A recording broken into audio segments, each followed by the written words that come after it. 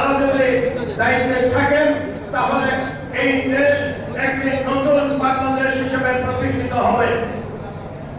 Doctor Yunus রাজনৈতিক দলের নেতাদের সাথে কথা বলেন না, ডাকেন, কি বলেন, একটা সবাই বক্তৃতা শোনেন, উনি একটা বক্তৃতা দিয়ে সবাইকে বিদায় করেন।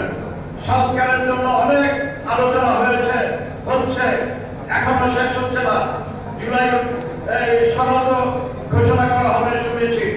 জুলাই সনদে অতি দ্রুত ঘোষণা করার জন্য আমি দাবি করছি, এবং পাশাপাশি একটি জনপ্রশাসন, পুলিশ প্রশাসনকে ঢেলে সাজিয়ে নির্বাচন কমিশনকে তার দায়িত্ব পালনের ক্ষমতা দিয়ে স্বাধীনভাবে যাতে নির্বাচন পরিচালনা করতে পারে সেই সুযোগ নিশ্চিত করে আগামী ফেব্রুয়ারিতে নির্বাচন অনুষ্ঠানের যে প্রধান উপদেষ্টা বলেছেন সেই কথা যেন হেরফের না ঘটে, সেই কথা যেন বাস্তবায়িত হয়।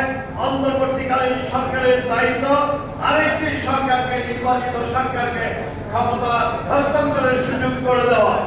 আমরা আগামী দিনে যে নির্বাচন হবে সেই নির্বাচনে আমি আহ্বান করছি, মঞ্চে যারা আছেন নেতৃবৃন্দ সহ যারা এই আজকের এই সমাবেশের বাইরে, তাদের যারা গণতন্ত্রকে মনে প্রাণে বিশ্বাস করে তাদের নিয়ে আসলে আমরা একটি মোর্চা গড়ে তুলি, একটি ফ্রন্ট গড়ে তুলি, যার মধ্য দিয়ে আমরা আগামী দিনে স্বৈরাচার বিরোধী, মৌলবাদ বিরোধী অবস্থান নিতে পারি। মানুষ গণতন্ত্রের সপক্ষে যেন মানুষ ঐক্যবদ্ধ হয়, সেই আহ্বান জানিয়ে আমি আমার কথা এখানে শেষ করছি। আপনাদেরকে আবারও সংগ্রামী অভিনন্দন এবং শুভেচ্ছা। বাংলাদেশ চিরদিন